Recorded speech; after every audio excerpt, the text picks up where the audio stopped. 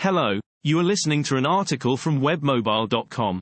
Webmobile, with a Y, provides quality, people-centered, professional mobile app and web development services with globally competitive pricing. The title is, "A Static Website Design Still Relevant?" Websites can be created as dynamic, using content management systems, or they can be created as static, when more simplistic in nature. With recent developments in technologies for the development of dynamic websites, the question of whether static website designs are still relevant is a pertinent one. Before exploring the relevance of static website designs in the present era, I would like to outline the differences between static and dynamic websites, so that you can appreciate the distinction. It may sometimes not be easy to establish how a website is implemented, just from looking at it, although there is only so much that can be done with a static website, compared to a dynamic one. Static websites. Websites made of static web pages display the same information for all users, without regard for context. They show information exactly the same way it was originally stored, in all situations, and are often implemented as raw HTML and CSS, which is stored as files on the web service file system.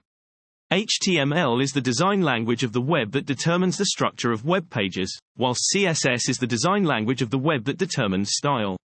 These two lie at the foundation of how websites are built. Static web pages are not easy to maintain, since they require technical expertise to create and edit, and are therefore only suitable for websites whose content rarely changes. This has the downside that it may result in stagnant websites. Static websites can take longer to create, when compared to dynamic websites, because the process of creating static websites is more involved. They are, however, cheaper to host as they demand minimal web server resources. Dynamic websites. Websites comprising of dynamic web pages are rendered on the fly, according to the instructions processed by an application server, or web browser through server-side or client-side scripting. Dynamic websites are often implemented with a content management system, CMS, like WordPress or Joomla.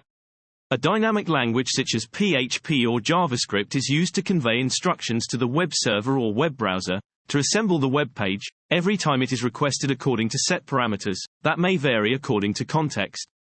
For example, people in different countries may be shown different content from the same website. The website is therefore capable of distinguishing between different users. Dynamic websites are more functional, allowing for interactivity to be introduced into their rendering flows, as well as bells and whistles added to the website.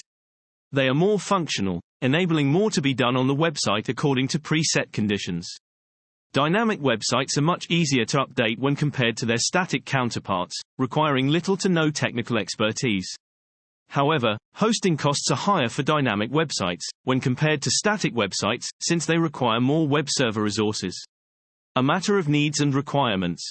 To answer the question of whether static websites are still relevant, it all depends on your needs, requirements, budget, or even the place at which you are in the development of your business or organization. If you have very little content to put on your website, then there is no need to go overkill with a dynamic website, especially if that content rarely changes. Websites that are 3 pages or less are well suited for designing as static websites. You might be launching the first website for your business or organization, and may just be interested in getting a basic online presence for now. At this stage, a static website becomes a good way for your business or organization to get its debut at being online, and may fit well with your objectives at the time. All considered, the static website is still relevant in the face of dynamic websites. It's all a matter of needs and requirements and how much content you have, as well as the kind of online presence you require. Want to know when a new blog post is published? Please subscribe. Thank you for listening to the article from webmobile.com. A subscription button is available at the end of each blog post. We would love it and also encourage you to leave your comment at the bottom of the page. Cheers, hope you listen or read again soon.